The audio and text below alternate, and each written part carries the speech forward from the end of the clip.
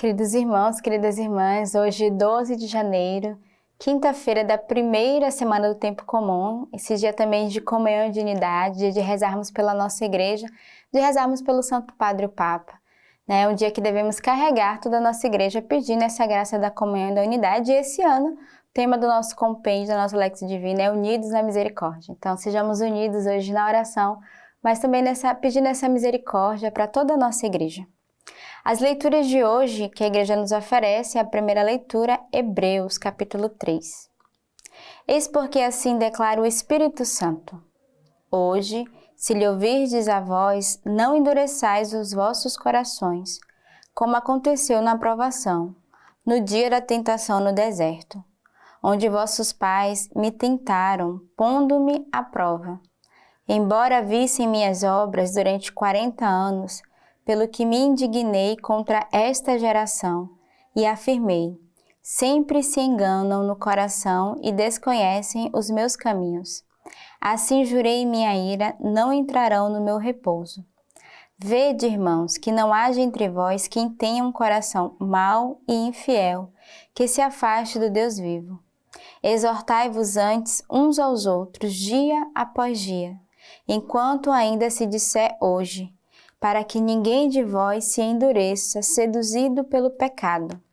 Pois nos tornamos companheiros de Cristo, contanto que mantenhamos firme até o fim a nossa confiança inicial. Então, a leitura de hoje, justamente uma leitura que vai nos sacudir. Primeiro porque vai dizer, não enganemos o nosso coração, que não tenhamos um coração mau e infiel que se afaste do Deus vivo. Então, é uma chamada de atenção hoje, que não tenhamos um coração mau, nem um coração que seja infiel, porque a infidelidade e a maldade do coração do homem afasta do coração de Deus. Então, hoje, a carta de Hebreu vai nos exortar, cuidado, vigiai para que o mal, ele não tome conta do teu coração. E aí, ele continua dizendo, exortai-vos antes uns aos outros, dia após dia, que ninguém endureça o coração. Então, somos convidados a nos exortarmos primeiro a nós mesmos, depois exortarmos uns aos outros, justamente a não endurecer o nosso coração, a não ter o nosso coração fechado, a não ter o nosso coração magoado, fechado em relação ao outro, em relação àquilo que nós escutemos. Mas ele vai dizer, sobretudo, que não endureçamos o nosso coração seduzidos pelo pecado. Porque o pecado, ele nos tira da graça de Deus. O pecado, ele nos cega, ele fecha o nosso coração para a santidade. E aí a palavra vai dizer que mantenhamos firmes a nossa confiança inicial. Então, o que nos faz endurecer o nosso coração e cairmos no pecado? É porque nós perdemos a nossa confiança em Deus, primeiramente, no outro e em nós mesmos. Então, hoje a leitura nos exorta a voltarmos a essa confiança e não fecharmos o nosso coração e não nos deixarmos sermos seduzidos pelo mal e pelo pecado que ronda cada um de nós. O salmo de hoje traz o Salmo 94. Entrai, prostrai-vos e inclinai-vos de joelho, frente ao Senhor que nos fez. Sim, é Ele o nosso Deus, e nós o povo do seu pasto, o rebanho de sua mão. Oxalá ouvisses hoje a sua voz. Não endureçais vossos corações como em Meriba, como no dia de Massa no deserto, quando vossos pais me provocaram e tentaram, mesmo vendo as minhas obras. 40 anos, esta geração me desgostou, e eu disse, sempre os corações errantes, que não conhecem meus caminhos.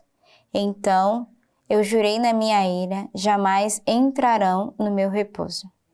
Então, o salmo de hoje é um complemento, dessa primeira leitura, e devemos nos prostrarmos de joelho e pedirmos ao Senhor que não fechemos o nosso coração, que não endureçamos o coração como o povo que no deserto endureceu o coração, o povo que se fechou, que murmurou, e hoje o Senhor nos pede um coração que louva, um coração que é aberto, um coração que cai de joelho e reconhece que o Senhor é o pastor da nossa vida.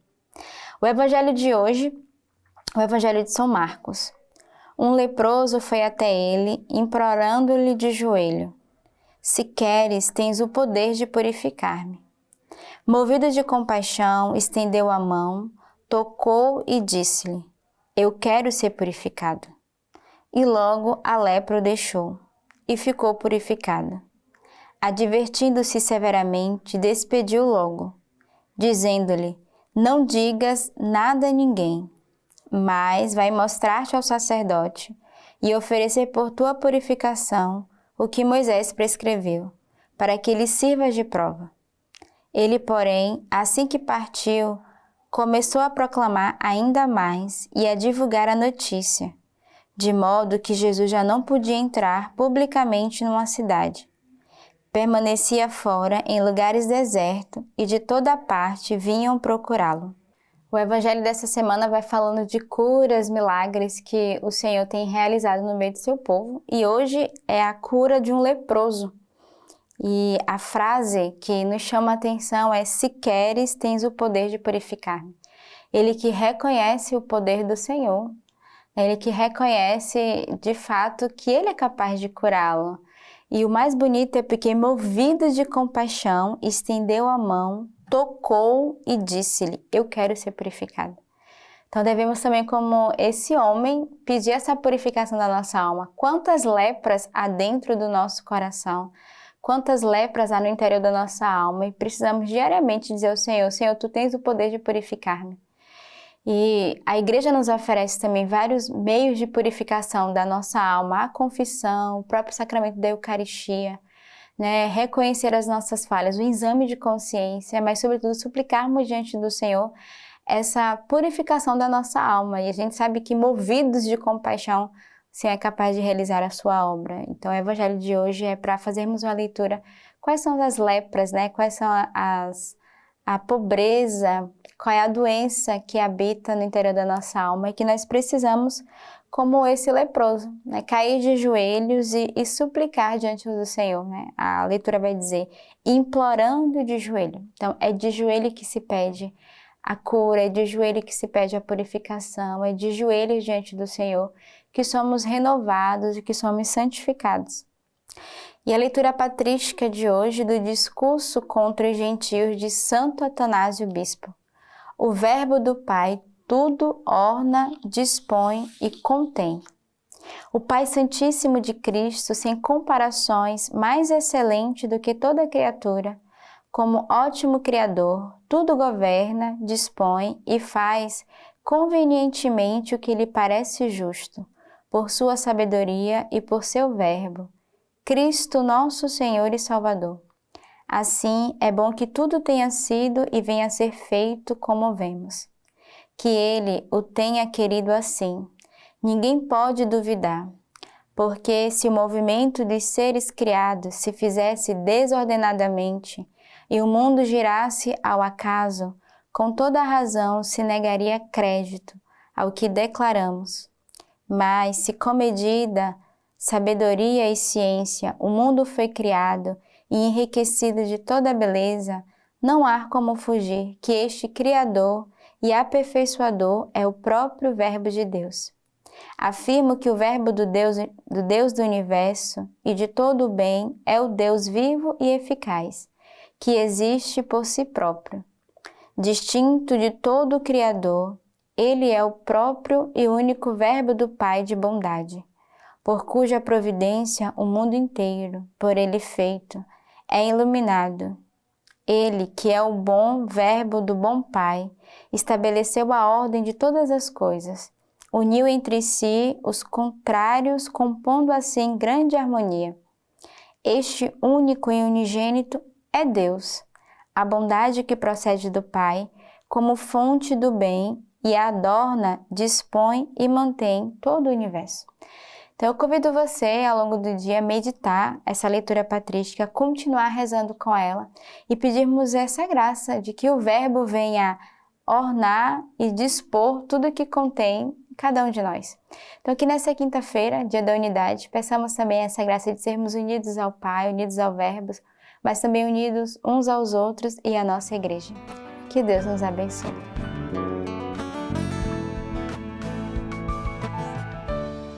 Del Padre, del Figlio e dello Spirito Santo. La pace sia con voi. E agora nós teremos a catequese desta quarta-feira com o Papa Francisco. Recordamos, o Papa dá início hoje ao novo ciclo de catequese, a paixão pela evangelização. Cari fratelli e sorelle, buongiorno. Estimados irmãos e irmãs, bom dia. Iniziamo oggi un nuovo ciclo di catechesi. Hoje começamos um novo ciclo de catequeses dedicado a um tema urgente e decisivo para a vida cristã: a paixão pela evangelização, ou seja, o zelo apostólico. Trata-se de uma dimensão vital para a Igreja. Com efeito, a comunidade dos discípulos de Jesus nasce apostólica, nasce missionária, não proselitista. E isso já, de início, vamos distinguir.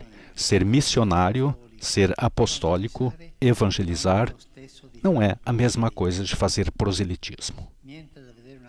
Não tem nada a ver uma coisa com a outra. Trata-se de uma dimensão vital para a Igreja. A comunidade dos discípulos de Jesus nasce apostólica e missionária. O Espírito Santo a plasma em saída. A Igreja em saída, que sai, para que não permaneça fechada em si mesma, mas seja extrovertida, testemunha corajosa de Jesus. A fé contagia, destinada a irradiar sua luz até os extremos confins da terra. Contudo, pode acontecer que o ardor apostólico, o desejo de alcançar os outros com o bom anúncio do Evangelho, diminua, se torne morno. Às vezes parece eclipsar-se. São cristãos fechados que não pensam nos outros. Mas quando a vida cristã perde de vista o horizonte da evangelização, o horizonte do anúncio, adoece, fecha-se em si mesma, torna-se autorreferencial, se atrofia. Sem zelo apostólico, a fé esmorece. A missão, ao contrário, é o oxigênio da vida cristã. A tonifica, a purifica. Então empreendamos um caminho à redescoberta da paixão evangelizadora, começando pelas Escrituras e pelo ensinamento da Igreja, para aurir das fontes o zelo apostólico. Depois abordaremos algumas nascentes vivas, algumas testemunhas que reacenderam na Igreja a paixão pelo Evangelho, a fim de que nos ajudem a reavivar o fogo que o Espírito Santo quer fazer arder sempre em nós. E hoje eu gostaria de iniciar com um episódio do Evangelho de certo modo emblemático. Nós ouvimos o chamado do apóstolo Mateus. Ele mesmo que a narra no seu Evangelho, como acabamos de ouvir. Tudo começa com Jesus, que vê, diz o texto, um homem. Poucos viam Mateus assim como era. O conheciam como aquele que estava sentado no banco dos impostos. Com efeito, era cobrador de impostos, ou seja, alguém que cobrava os tributos em nome do Império Romano que ocupava a Palestina. Em outras palavras, era um colaboracionista, um traidor do povo. Podemos imaginar o desprezo que o povo sentia por ele? Era um publicano, assim se chamava. Mas aos olhos de Jesus, Mateus é um homem, com as suas misérias e a sua grandeza.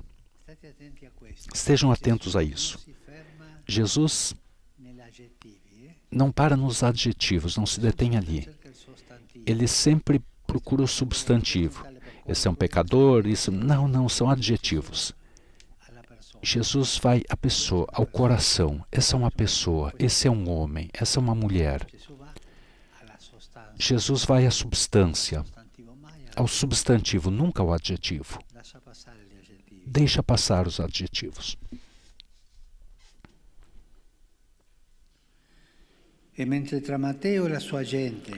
Enquanto entre Mateus e o seu povo à distância, porque eles viam o adjetivo, publicano, Jesus aproxima-se dele, porque cada homem é amado por Deus. Mesmo esse desgraçado. Sim, também ele. Antes, pelo contrário, ele veio justamente para esse desgraçado. O diz o Evangelho, eu vim para os pecadores, não para os justos. Esse olhar belíssimo que vê o outro, quem quer que seja, como destinatário de amor, é o início da paixão evangelizadora. Tudo começa a partir desse olhar que aprendemos com Jesus. Podemos nos perguntar, como é o nosso olhar em relação aos outros? Quantas vezes vemos os seus defeitos e não suas necessidades? Quantas vezes etiquetamos as pessoas pelo que fazem ou pensam? Até como cristãos dizemos, é ou não é dos nossos? Esse não é o olhar de Jesus. Ele olha sempre para cada um com misericórdia, antes pelo contrário, com predileção. E os cristãos são chamados a fazer como Cristo, olhando como Ele, especialmente para os chamados distantes. Efetivamente, a narração da chamada de Mateus conclui-se com Jesus que diz: não vim chamar os justos, mas os pecadores. E se cada um de nós se sente justo, Jesus está distante. Ele se aproxima aos nossos limites, às nossas limitações, às nossas misérias, para curar.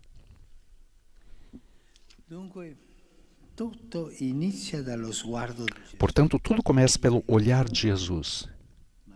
Vê um homem, Mateus. A isto segue-se, segundo a passagem, um movimento. Primeiro, olhar. Jesus vê. Segundo, movimento. Mateus estava sentado no banco dos impostos. Jesus disse a ele: segue-me.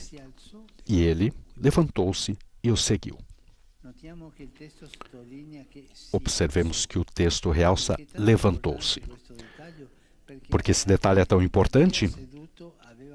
Porque naquela época, naquele tempo, quem estava sentado tinha autoridade sobre os outros. E quem permanecia em pé diante dele para ouvir, ou como nesse caso, para pagar os impostos. Em síntese, quem estava sentado tinha poder. E a primeira coisa que Jesus faz é separar Mateus do poder, do estar sentado para receber os outros, o coloca em movimento rumo aos outros. E faz isso, e o faz deixar uma posição de supremacia para o colocar no mesmo nível dos irmãos e para lhe abrir os horizontes do serviço.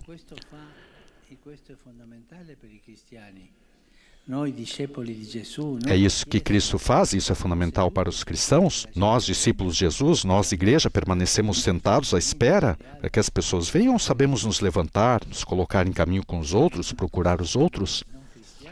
É uma posição não cristã dizer, não, que venham aqui, eu estou aqui. Não, vai tu procurá-los, vai tu buscá-los.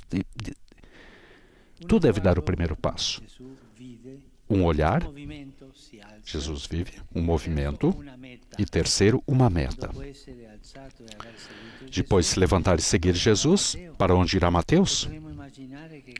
Poderíamos imaginar que, tendo mudado a vida daquele homem, o mestre conduza para novos encontros, novas experiências espirituais. Não. Ou pelo menos não imediatamente.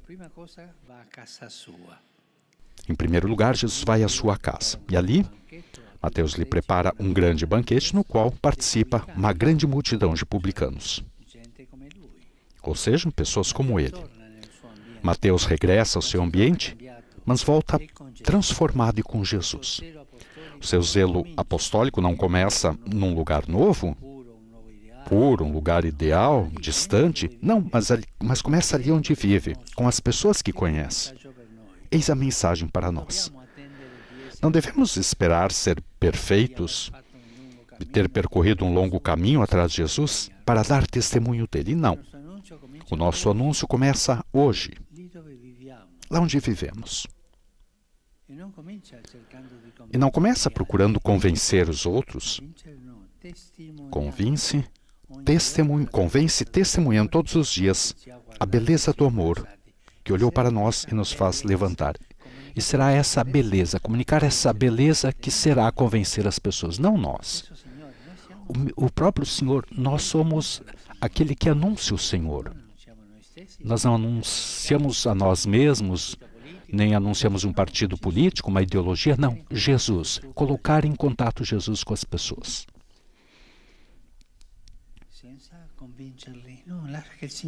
Sem convencê-los, não deixe que Jesus os convença. Com efeito, como nos ensinou o Papa Bento XVI, a Igreja não faz proselitismo. Ao contrário, ela se desenvolve por atração. Não esquecer isso. Quando vocês virem cristãos que fazem proselitismo, que vão ali, que fazem uma lista de pessoas para vir, não, esses não são cristãos. São pagãos travestidos de cristãos, mas pagãos. A igreja cresce não por proselitismo, cresce por atração. Uma vez, eu recordo que num hospital em Buenos Aires, foram irmãs que trabalhavam ali, porque eram poucos, não podiam levar em frente ao hospital. E veio uma comunidade de irmãs da Coreia. E chegaram, pensamos, por exemplo, segunda-feira.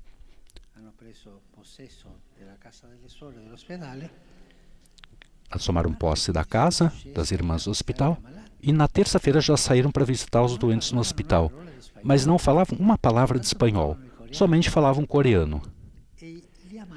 E os doentes eram felizes, porque, mas são bravas essas irmãs. Mas o que as irmãs disseram? Nada, mas me falou com o olhar. Elas comunicaram Jesus, não a si mesmas. Com o olhar, com os gestos. Comunicar Jesus, não nós mesmos. Isso é atração, essa é a atração. É o contrário do proselitismo.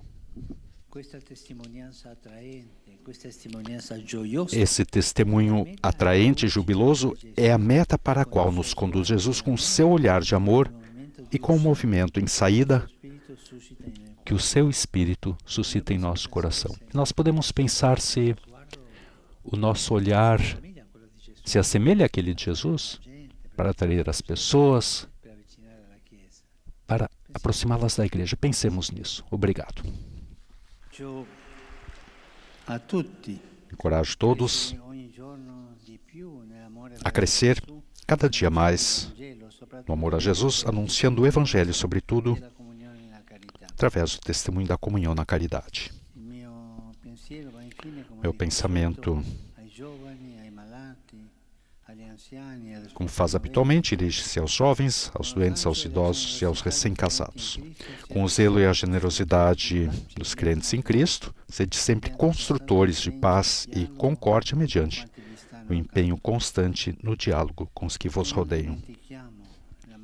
E não esqueçamos a martirizada Ucrânia, sempre em nossos corações. É esse povo que vive um sofrimento cruel. Expressamos nosso afeto, nossa proximidade, a nossa oração.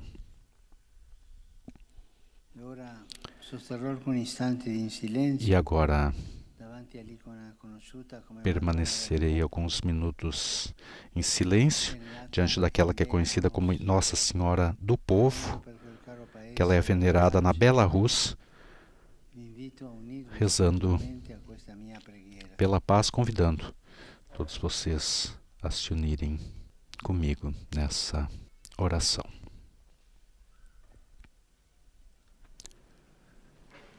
Benedicat vos omnipotens Deus, Pater et Filius et Spiritus Sanctus.